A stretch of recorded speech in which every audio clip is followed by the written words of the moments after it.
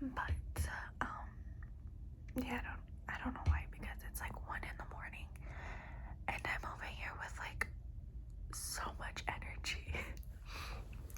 But anyways, I hope you guys are having a good morning and night, whatever time it is for you. And yes, I just made a video before this and I hope you guys go watch it. I did read a book. I read a book with a couple of stories in them, but it was in Spanish, and I absolutely love Spanish, and you guys loved my Spanish videos, or video should I say. So yeah, I went ahead and made another one, but this time I was reading in Spanish, and I hope you guys go watch it. I hope you guys enjoy it. So now for this video, I want to read a book, but this time it's gonna be in English. And what I'm gonna do is I'm gonna read a chapter per video.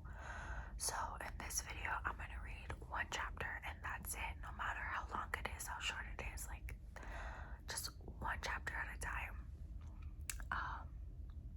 Yeah, and honestly, like, it'll be good for me because I'll be reading because I honestly never have time to read. Like, I barely have time to sleep.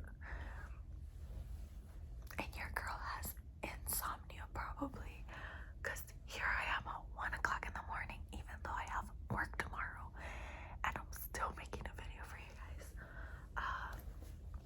So yeah, so this will benefit me reading, and hopefully it will help you guys relax,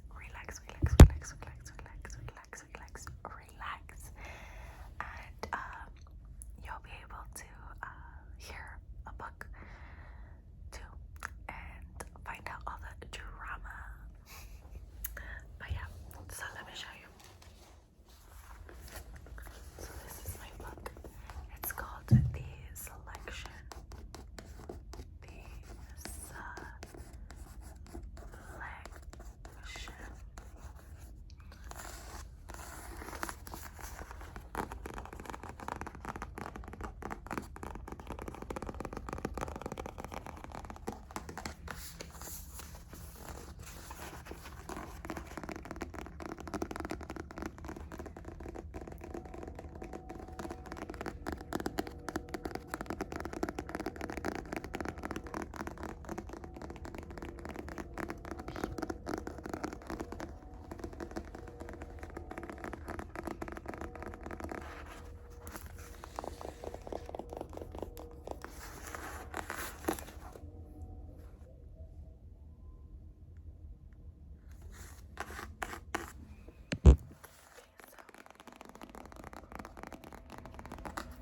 Let's get started on the book. I wonder how interesting it is. I bought it at Walmart like literally months ago, probably a year ago. But yeah, let's see what it's about.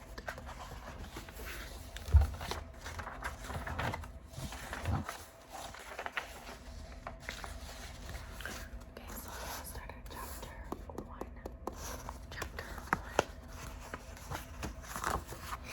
It says,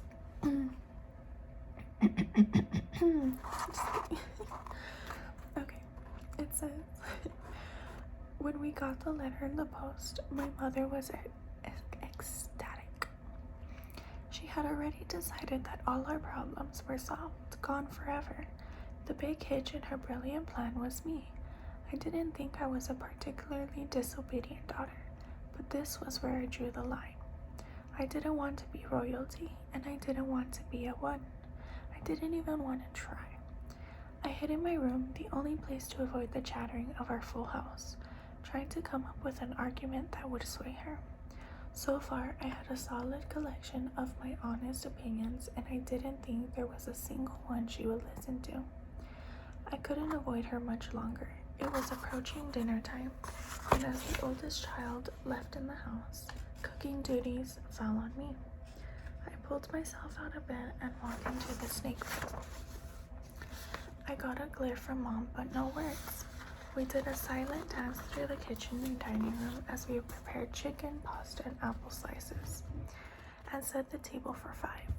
If I glanced over Mataz, she'd fix me with a fierce look as if she could shame me into wanting the same things as she did. She tried that every so often, like if I didn't want to take on a particular job because I knew the family hosting us was unnecessarily rude. Or if she wanted me to do a massive cleaning when we couldn't afford to have a 6th come and help. Sometimes it worked, sometimes it didn't, and this was one area where I was unswayable. She couldn't stand it when I was stubborn, but I got that from her, so she shouldn't have been surprised. This wasn't just about me though. Mom had been tense lately.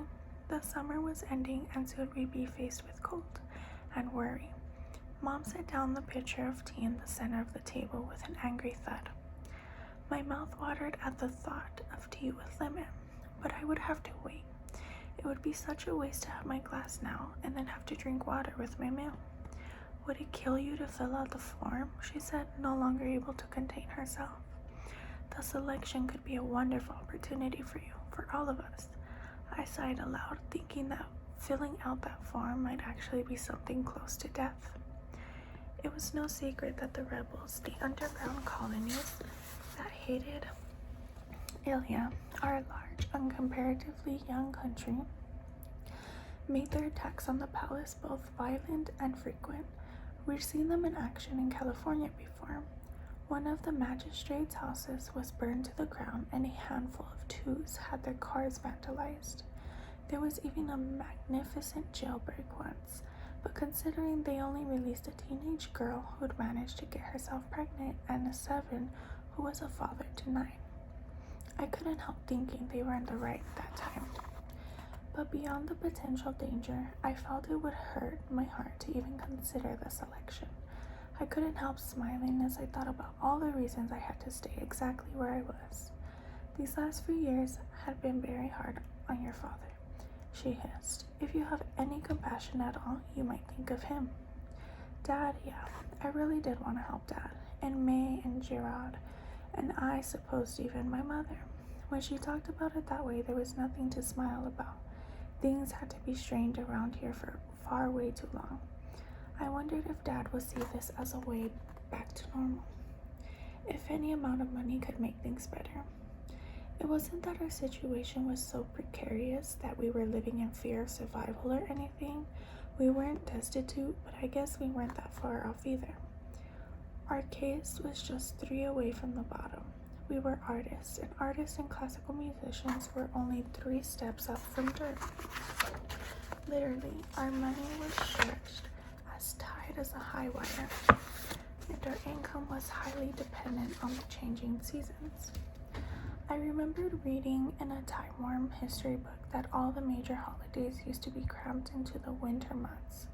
Something called Halloween, followed by Thanksgiving, then Christmas and New Year's, all back to back. Christmas was still the same. It's not like you could change the birth date of a deity, but when Ilya made the massive peace treaty with China, the New Year came in January or February, depending on the moon. All the individual celebrations of thankfulness and independence from our part of the world were now simply the grateful feast. That came in the summer. It was a time to celebrate the forming of Ilya, to rejoice in the fact that we were still here. I didn't know what Halloween was. It never resurfaced, so at least 3 times a year the whole family would be fully employed. Dad and May would make their art, and patrons would purchase them as gifts. Mom and I would perform at parties, me singing and her on piano. Not turning down a single job if we could manage it. When I was younger, performing in front of an audience terrified me. But now I just try to equate myself to background music. That's what we were in the eyes of our employers, meant to be heard and not seen. Gerard hadn't found his talent yet, but he was only 7. He still had a little time. Soon the leaves would change and our tiny world would be unsteady again. 5 mouths, but only 4 workers. No guarantees of employment until Christmas time. When I thought of it that way, the selection seemed like a rope, Something sure I could grab onto. That stupid letter could lift me out of the darkness, and I could pull my family along with me. I looked over at my mother. For a 5, she was a little on the heavy side, which was odd. She wasn't a gluten, and it's not like we had anything to overeat anyway. Perhaps that's just the way a body looks after 5 children. Her hair was red like mine, but full of brilliant white streaks. Those had appeared suddenly and in abundance about 2 years ago. Lines creased the corners of her eyes, though she was still pretty young, and I could see as she moved around the kitchen that she was hunched over as if an invisible weight rested on her shoulders. I knew she had a lot to carry, and I knew that was why she had taken to being particularly manipulative with me. We fought enough without the extra strain, but as the empty fog quietly approached, she became much more irritable. I knew she thought I was being unreasonable now, to not even want to fill out a silly little form.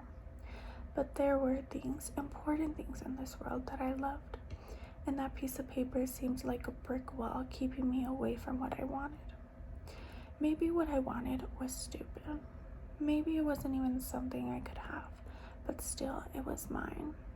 I didn't think I could sacrifice my dreams, no matter how much my family meant to me. Besides, I have given them so much already. I was the older one left now that Kenna was married and Coda was gone, and I did my best to contribute. We scheduled my homeschooling around my rehearsals, which took up most of the day since I was trying to master several instruments as well as singing.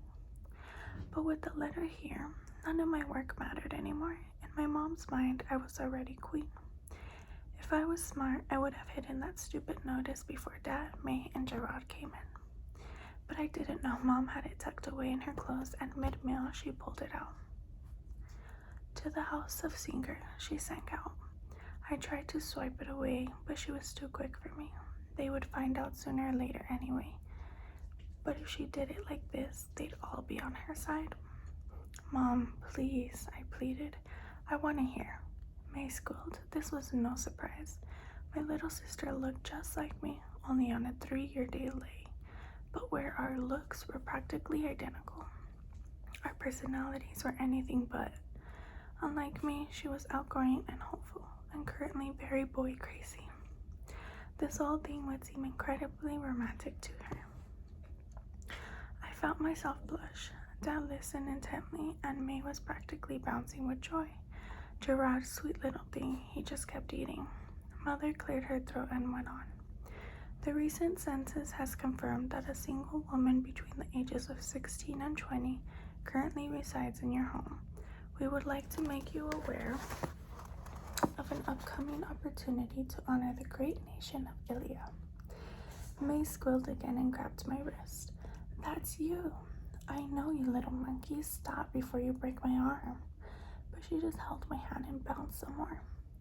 Our beloved Prince Maxen Shreve, Mom continued, is coming of age this month as he ventures into this new part of his life. He hopes to move forward with a partner to marry a true daughter of Ilia.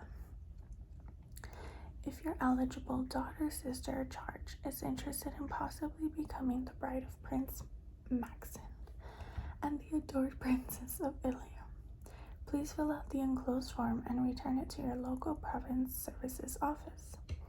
1 woman from each province will be drawn at random to meet the prince. Participants will be housed at the lovely Ilia Palace in Angeles for the duration of their stay. The families of each participant will be generously compensated. She drew out the words for effect. For their service to the royal family. I rolled my eyes as she went on.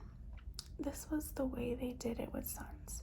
Princesses born into the royal family were sold off into marriage in an attempt to solidify our young relations with other countries. I understood why it was done. We needed allies, but I didn't like it. I hadn't had to see such a thing, and I hoped I never would. The royal family hadn't produced a prince in 3 generations. Princes, however, married women of the people to keep up the morale of our sometimes volatile nation. I think the selection was meant to draw us together and remind everyone that Ilya itself was born out of next to nothing.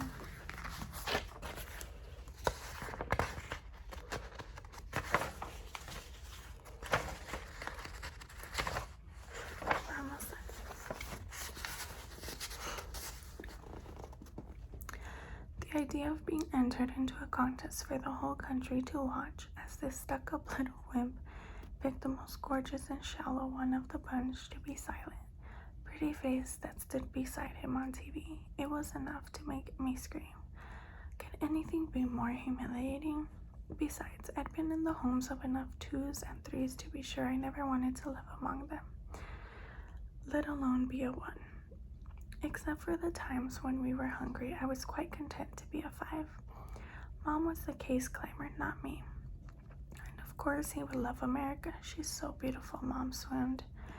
Please, Mom, if anything, I'm average. You are not, May said, because I look just like you and I'm pretty. Her smile was so wide I couldn't contain my laughter, and it was a good point because May really was beautiful. It was more than her face, though, more than her winning, smiling, and bright eyes. May radiated an energy and enthusiasm that made you want to be wherever she was. May was magnetic, and I honestly wasn't. Gerard, what do you think? Do you think I'm pretty? I asked. All eyes fell on the youngest member of our family. No, girls are gross. Gerard, please. Mom gave an exasperated sigh, but her heart wasn't in it. He was hard to get upset with. America, you must know you're a very lovely girl. If I'm so lovely, how come no one ever comes by to ask me out? Oh, they come by, but I shoo them away. My girls are too pretty to marry 5s. Kenna got a 4, and I'm sure you could do even better. Mom took a sip of her tea. His name is James. Stop calling him a number. And since when do boys come by? I heard my voice getting higher and higher. A while, Dad said, making his first comment on all of this. His voice had a hint of sorrow to it, and he was staring decidedly at his cup. I was trying to figure out what upset him so much. Boys coming by, Mom and me arguing again, the idea of me not entering the contest, how far away I'd be if I did. His eyes came up for the briefest of moments, and I suddenly understood. He didn't want to ask this of me. He wouldn't want me to go, but he couldn't deny the benefits if I managed to make it in, even for a day. America, be reasonable, Mom said. We have to be the only parents in the country trying to talk our daughter into this. Think of the opportunity. You could be queen one day. Mom, even if I wanted to be queen, which I thoroughly don't, there are thousands of other girls in the province entering this thing. Thousands. And if I somehow was drawn, there would still be 34 other girls there.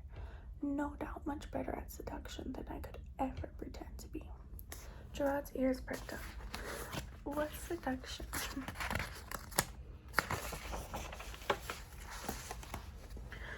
Nothing, we all chorused back.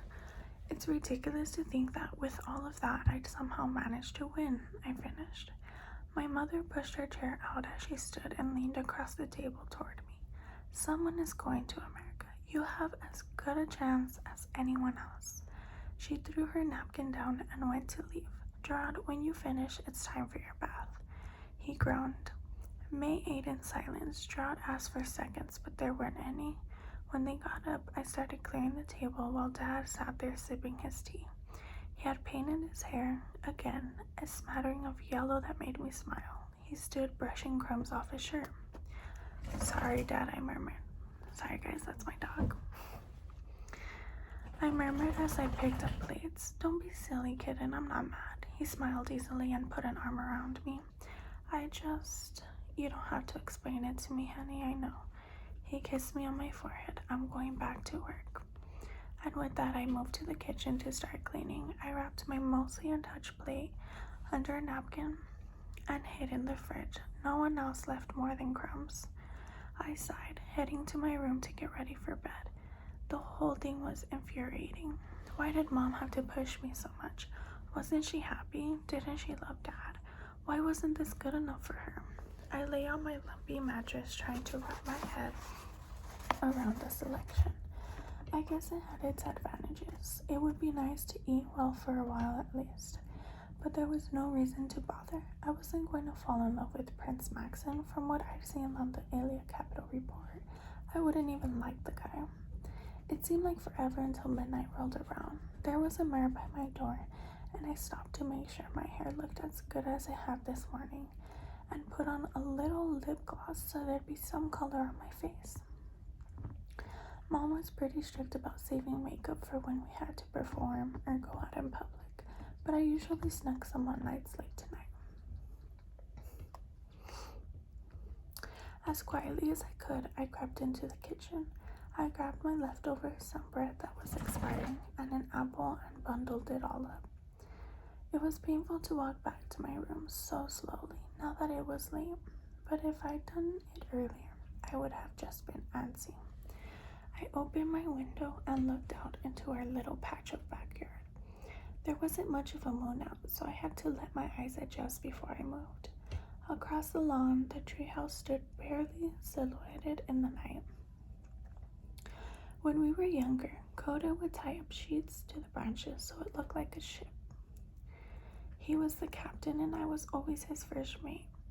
My duties mainly consisted of sweeping the floor and making food, which was dirt and twigs stuffed into Mom's baking pans. He'd take a spoonful of dirt and eat it by throwing it over his shoulder. This meant that I'd have to sweep again, but I didn't mind. I was just too happy to be on the ship with Coda.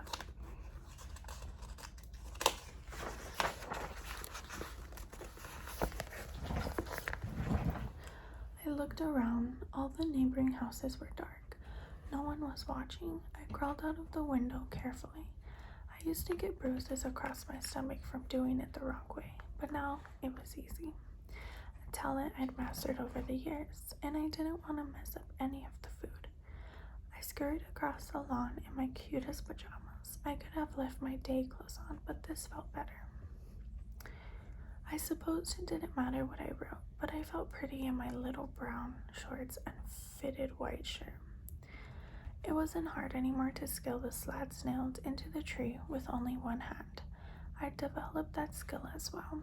Each step up was a relief. It wasn't much of a distance, but from here it felt like all the commotion for my house was miles away. Here I didn't have to be anyone's princess. As I climbed into the tiny box that was my escape, I knew I wasn't alone. In the far corner, someone was hiding in the night. My breath sped. I couldn't help it. I set my food down and squinted. The person shifted, lighting an all but unusable candle.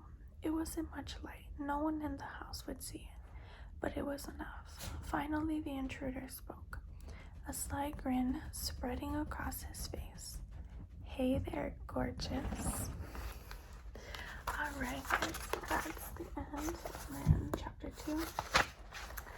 But we will do chapter 2 another day. And I hope you guys listened and you enjoyed the story so far. And let's see who she meets and who you guys think she met. But yeah, thank you guys for watching, and I will see you guys in